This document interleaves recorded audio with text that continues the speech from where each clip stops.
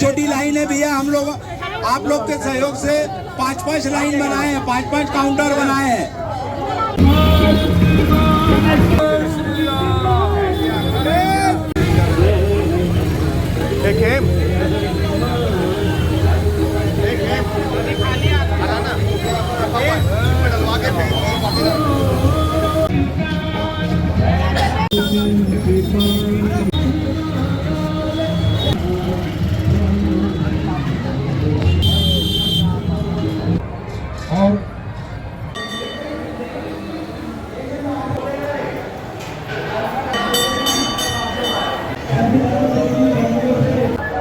कृपया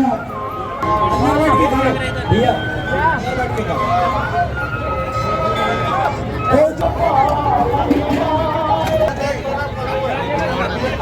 मुन्ना जूठा ना डाले, जूठा कहीं पे भी डस्टबिन के पास कार्यकर्ता खड़े रहे, अगर कोई जूठा डाला है तो उसको उसी समय